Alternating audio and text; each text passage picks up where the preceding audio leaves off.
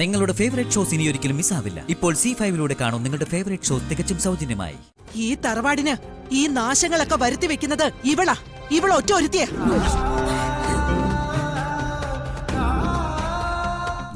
ഒരു കാര്യം ഞാൻ പറയാം. കണ്ട സിദ്ധനും ജോത്സ്യനും മന്ത്രവാദിയൊക്കെ പറയുന്ന കേട്ട് ഇവിടെ ആരും തുള്ളാൻ നിൽക്കണ്ട.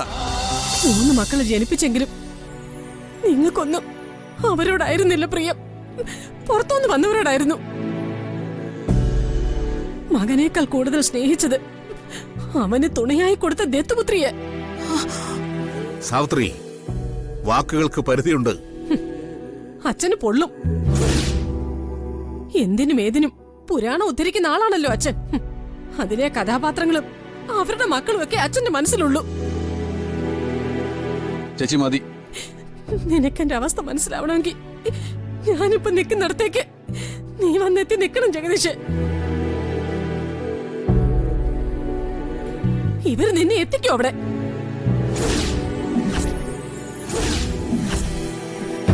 ആണായി ജീവിക്കാനോ ആണിന്റെ തുണയോടെ ജീവിക്കാനോ ചെമ്പകമംഗലത്തെ ജനാർദ്ദന കൈമളിന്റെ രാജലക്ഷ്മി അമ്മയുടെ മക്കൾക്ക് വിധിയില്ലടാ. സാവിത്രി, ഇവിടെ വേരൂന്നി വളരുന്നത് പുറത്തുനിന്ന് കൊണ്ടുവന്ന ചെടികളാ. ഒരു ദത്തുപുത്രിക്ക് വേറൊരു ദത്തുപുത്രിയായി ആ പരമ്പര ഇങ്ങനെ തുടരുക. രണ്ടാമത് വന്നവക്ക് ഇവിടെ കടിച്ചു തൂങ്ങാനൊരു ന്യായമുണ്ട്.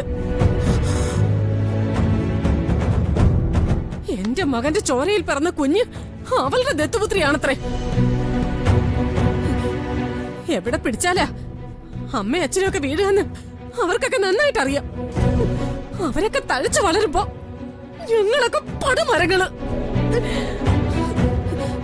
ചെല്ല്, അകത്തുണ്ടാവും കൊച്ചുമോള്. ചെന്ന് അരിയിട്ട് വാഴിച്ച് മൃഷ്ടാന്നം കൊടുത്ത് പല്ലക്കിലെടുത്തോട്ട് പോയി പല്ലി ഉറക്ക്. പക്ഷേ ഒരപേക്ഷയുണ്ട്. എന്റെ രാമേട്ടന്റെ ചിതാഭസ്മെങ്കിലും നിമഞ്ജനം ചെയ്യാനൊരു അവസരം തരണോ എനിക്ക്. അതും കൂടി കുഴച്ചുരുട്ടി കൊച്ചുമോക്ക് നിവേദ്യമാക്കരുത്. സാവിത്രി,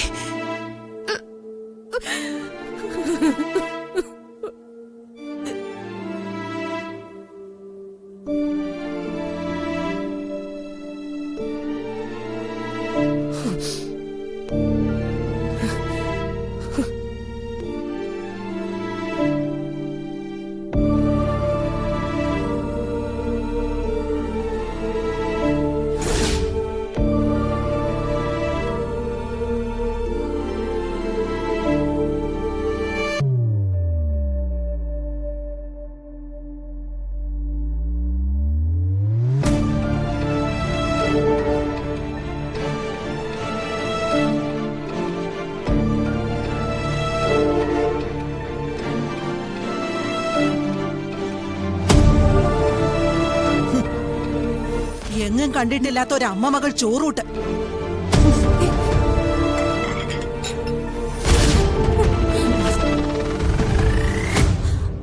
വാടി ഇവിടെ.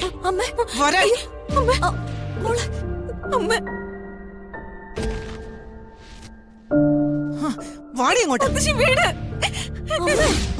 വരാനല്ലേ പറഞ്ഞത്? ഇങ്ങോട്ട് വരാൻ. രാജലക്ഷ്മി, അമ്മേ ഇങ്ങോട്ട് പാടി. എന്താ കാണിക്കുന്നത്?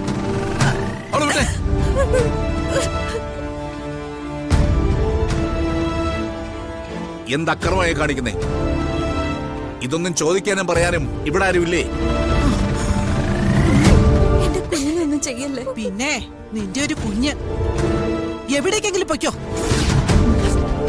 ആ ഇന്ദ്രജയുടെ അടുത്തേക്കോ ഏതെങ്കിലും നരകത്തിലേക്കോ പോ. നാശം. അമ്മേ,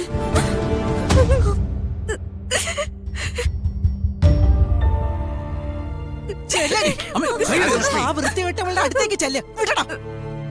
രാമഭദ്രന്റെ ഒരു പിടി ചാരമെങ്കിലും കാണാനുള്ള അവസരം ഞങ്ങൾക്ക് താ. അങ്ങാടി തോറ്റേന് അമ്മയുടെ നേരെയെന്ന് കേട്ടിട്ടേ ഉള്ളൂ. ഇന്ദ്രജത നായ്ക്ക് പേ പിടിച്ചേന് എന്റെ കുഞ്ഞെന്ത് പിടിച്ചു?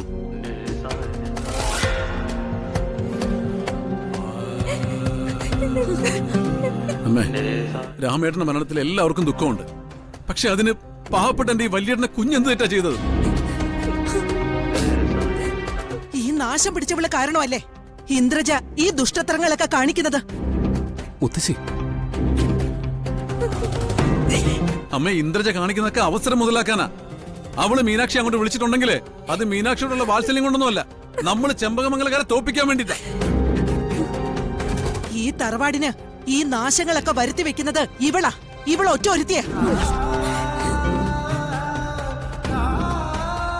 ദേ, ഒരു കാര്യം ഞാൻ പറയാം. കണ്ട സിദ്ധനും ജോത്സ്യനും മന്ത്രവാദിയൊക്കെ പറയുന്ന കേട്ട് ഇവിടെ ആരും തുള്ളാൻ നിൽക്കണ്ട.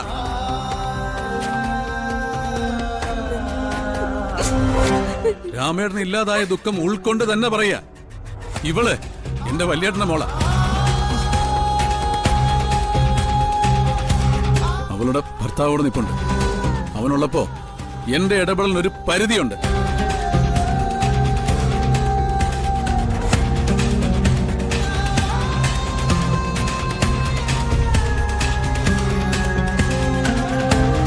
മരിച്ചുപോയ മകനോട് ചെയ്ത പോലെ നീ ഈ കുഞ്ഞിനും ഇരിക്കപ്പിണ്ണം വെക്കരുത്. ജീവിച്ചിരിക്കുന്നവരെ കൊല്ലാൻ ബഹുമിടിക്കല്ലേ നീ? കൊല്ലേ.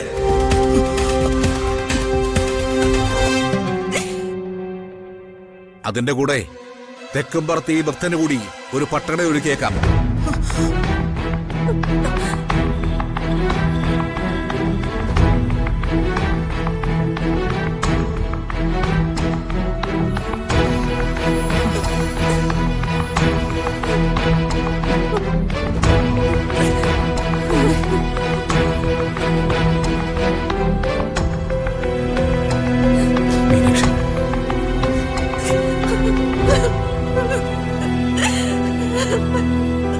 മോളെ,